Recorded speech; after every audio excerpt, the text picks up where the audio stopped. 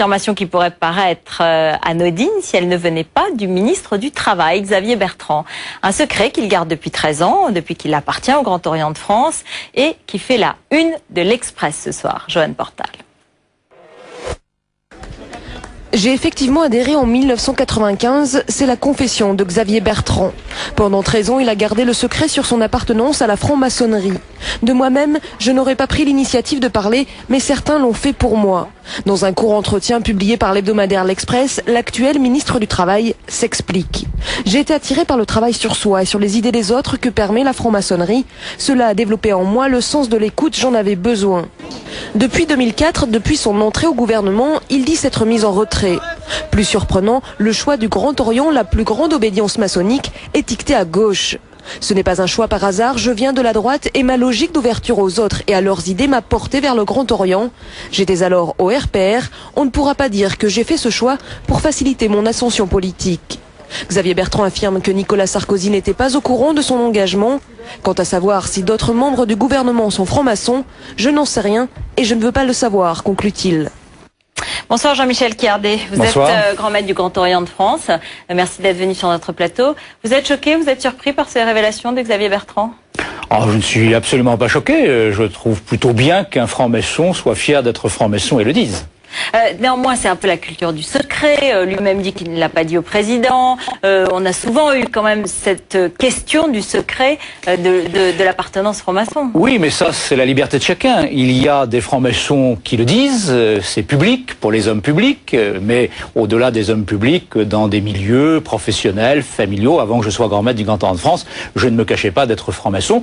D'autres qui préfèrent garder cette appartenance pour eux-mêmes. C'est ce qu'on appelle le jardin secret. Donc il n'y a à cet égard aucune espèce d'obligation, même s'il me paraît, en ce qui me concerne, qu'il est plutôt intéressant de dire que l'on est franc-maçon pour montrer justement que les francs-maçons ne sont peut-être pas toujours ceux que l'on imagine, c'est-à-dire des gens qui comploteraient dans des lieux obscurs. Non, ce sont des gens très ouverts et qui ont envie tout simplement de se former eux-mêmes et puis de dire des choses sur l'évolution de la société. Mais vous appelez quand même à cette publicité, parce que c'est vrai qu'il y a beaucoup de questions qui se posent si, quand on ne sait pas si un ministre est franc-maçon qui négocie avec un syndicaliste qui peut aussi lui être franc-maçon, mais que finalement seulement les deux personnes le savent et pas les autres. Est-ce qu'il peut y avoir des connivences, des complicités? C'est tous les doutes et tous les soupçons qui peuvent peser. La maçonnerie, oui, mais ça c'est parce que c'est une mauvaise connaissance de la pratique maçonnique. Vous savez, il peut y avoir effectivement un membre du gouvernement et un syndicaliste qui soient tous les deux francs-maçons. Un juge ou un prévenu, oui, ça peut peut-être arriver. Ça ne change rien au fond.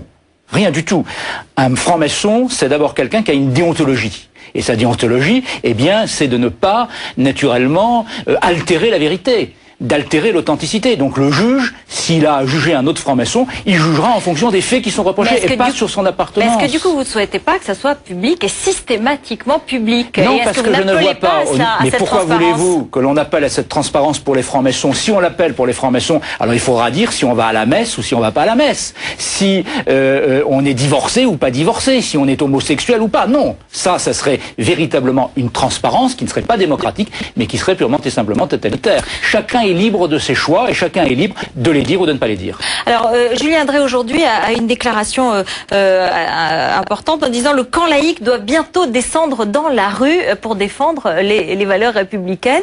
Est-ce que vous, comme grand maître du Grand Orient, vous avez l'impression qu'elles sont menacées aujourd'hui? Il y a cette polémique autour de la directrice de cabinet de l'Élysée, Emmanuel Mignon, laïcité, qui a eu des phrases sur les sectes. J'ai vu ça, la laïcité, je ne sais pas si elle est en péril, mais en tout cas, un certain nombre de discours, et le Grand Orient de France, par ma voix, s'est prononcé très fermement à l'encontre de cette reformulation des rapports entre l'État et la religion. Alors sur les sectes...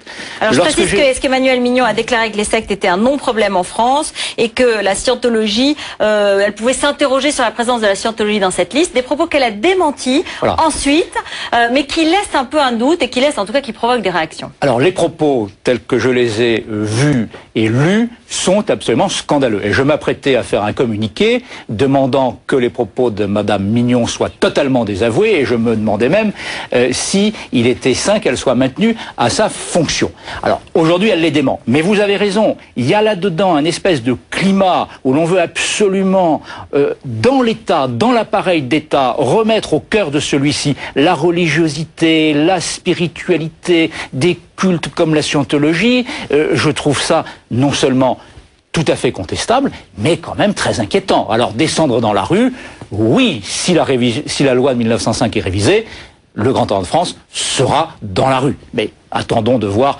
l'évolution des choses. Mais le camp laïque et le Grand Orient de France est certainement l'un de ses principaux membres et défenseurs de la laïcité. Le Grand Orient de France est naturellement prêt à aller jusqu'au bout de ses principes et de ses engagements. Merci beaucoup d'être venu sur notre plateau, Jean-Michel Quillardet. Donc je rappelle que vous êtes grand maître du Grand Orient de France.